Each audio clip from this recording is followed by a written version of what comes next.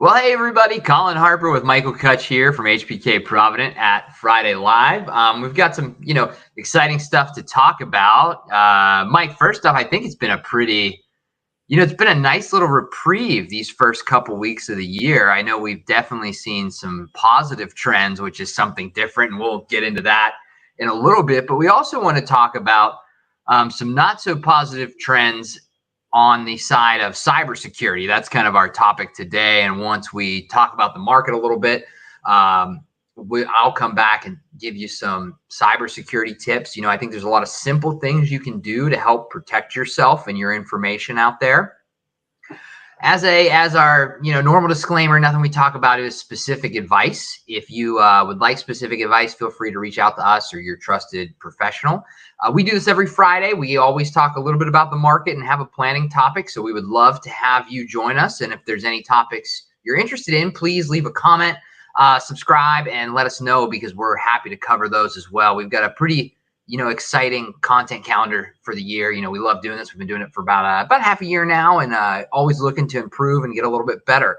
So, Mike, we're trending in the right direction. I think there's, we were talking before this call, I think there's still a lot of concerning stuff going on, and we're not super sure if this trend will continue. But what are you seeing out there? And, what are I know we had a little bit of reporting this week, not a ton, but what are those numbers telling you? And what do you think, where do you think the most logical point to go from here is? Yeah, it's been an interesting start to the year.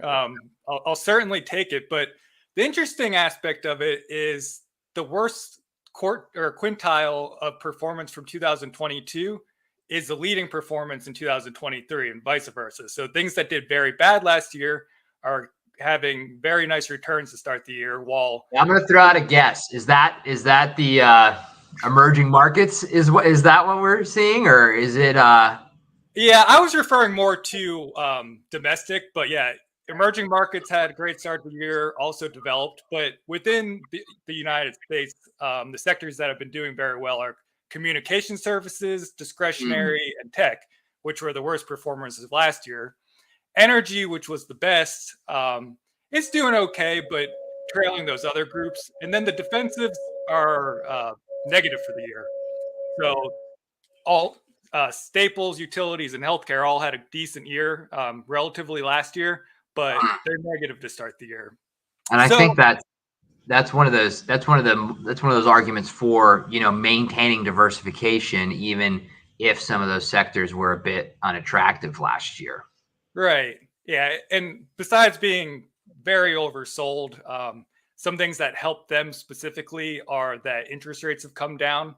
And that kind of came with the view of the Fed kind of backing off. But if that trend reverses, they could be a little limited. So touching on earnings a little bit, we've had about 25% of the S&P companies reporting so far. And right now we're on track for about a 5% decline for the quarter. Originally going into it, analysts were expecting close to a 4%. So they've disappointed a little bit, but stock reactions have been pretty positive, as you can tell by the market, the way it's holding up. We really haven't seen big sell-offs on any misses. I mean, here and there you'll see some, but overall it's held up pretty good. From a technical standpoint, I feel pretty good about the backdrop. Technically, the S&P finally broke above that downtrend line that has been in place for the past year. That was around 4,000. We're getting close to it, but if we get above 4,100, that would kind of confirm that level, and we'd be making a new high. Breadth also looks pretty good, which is kind of the broad exposure in this rally. And we're not at an overbought level yet, based on the momentum indicator. So based strictly on the technicals, this rally could have room to the upside. I would consider adding equity exposure here, but I think it's safer to wait until after the Fed meeting next week. Right now, the market's anticipating a 25 basis point increase. That would take us to 4.5 to 4.75 on the Fed funds rate. And I think that's a good chance of happening. However, a 50 basis point increase would shock the market, and that's not priced in at all at this point. So regardless of whether we get a 25 basis point increase or a 50 basis point increase, I think Powell's going to come across as very hawkish and aggressive. And that's mainly due to the loosening of the financial conditions we've had over the past few months.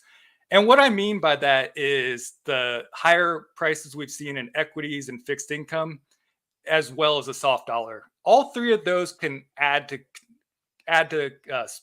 consumer spending going forward, which in turn could raise the bar for inflation. We've also seen the commodity prices that have come down so substantially over the past couple quarters start to tick higher again, specifically oil prices and gasoline. So that could also ignite inflation. So I think it's more likely that the Fed's going to stay more hawkish and at least express the viewpoint that they're going to continue raising rates and keep them high for a long level. Economic data this week, we did get the fourth quarter GDP numbers, which did surprise to the upside, coming in at 2.9%. So that certainly doesn't signal that we are currently in a recession. I do want to note that about half of that increase was due to companies building up their inventories. And that kind of thing doesn't typically last. It's not a sustainable trend in the next quarter or two. I would say that's a very surprising number. You just given the over. I mean, that's I think one of the most interesting data points that has come out of recently is that GDP number is much higher than I think forecasts, and like you said, it's not likely to stay around that, but pretty interesting nonetheless. Yeah, I think this quarter one into quarter two will be potential to be the weaker end of it, but we'll just have to see how that plays out. It's been an interesting economic cycle where we started off with such high levels of cash from a consumer standpoint, and that was mainly due to all the stimulus. People saved that quite a bit, so they're still kind of depleting that. And corporations also came into it in a pretty healthy way. Their balance sheets were pretty good. All of them refinanced their debt when rates were near zero. So you don't have that collapse in the credit cycle, at least yet, because those companies don't need to refinance their debt until a later date.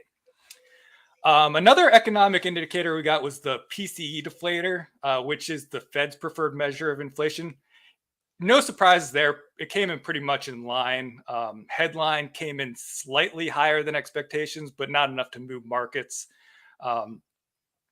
So I think that doesn't really cause the Fed to do anything in either direction that's out of the norm. But besides the Fed meeting next week, we're also going to get a few of the big cap tech stocks. I think Apple's one of the big ones reporting. And then we're also going to get the employment data on Friday. So pay particular attention to the wage growth, because that's specifically what the Fed will be looking at. Yeah, I think that makes a ton of sense. Speaking of employment numbers, it seems that there are maybe not a significant amount, but definitely some big players with some fairly serious layoffs in the news recently. Obviously, the market isn't taking that news negatively. Have you read into that much at all, Mike? And do you think that will have any sort of substantial impact on what we see going forward? Yeah, so far it's been mainly in housing related industries as well as tech and communication services.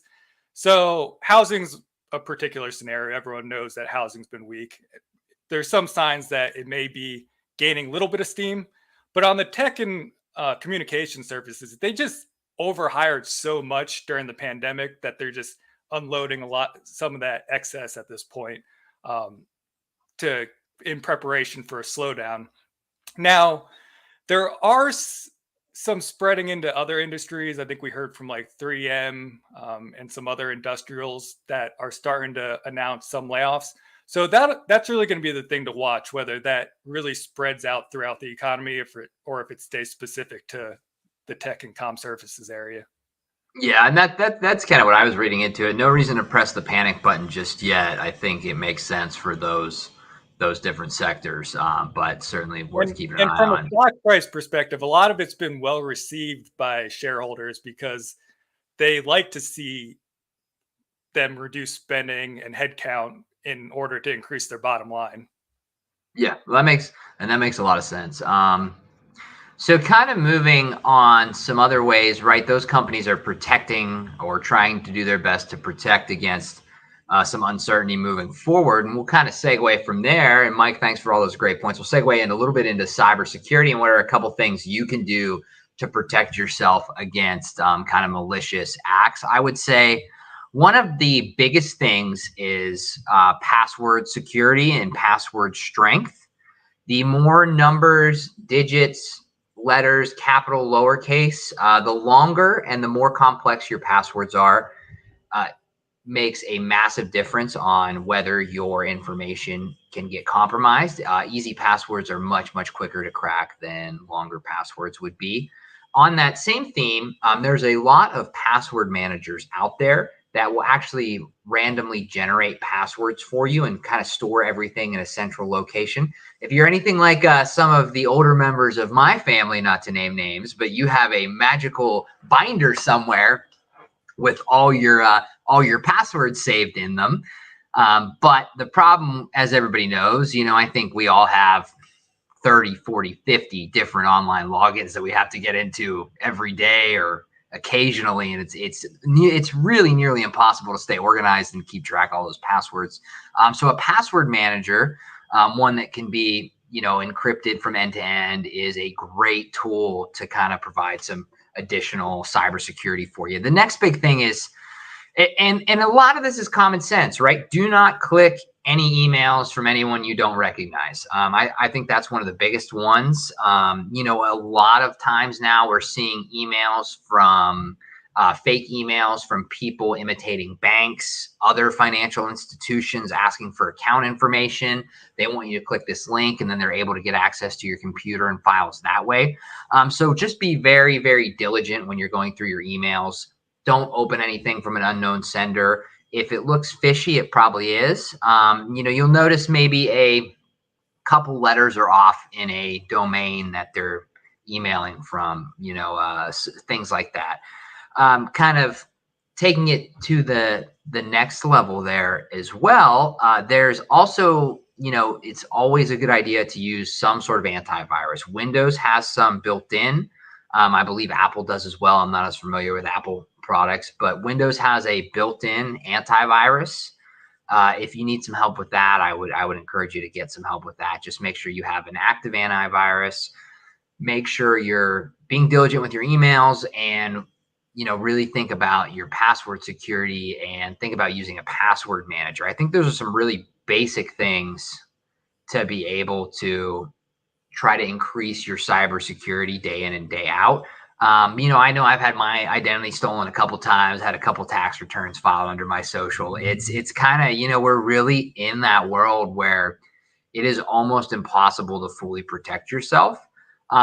So also pay attention to, depending on what credit cards you may have, a lot of those kind of have built-in identity theft protection now as well as just kind of a member benefit. I believe Capital One may have something like that, and possibly American Express too. But there's a lot of different areas as kind of a fringe benefit that are providing identity theft protection.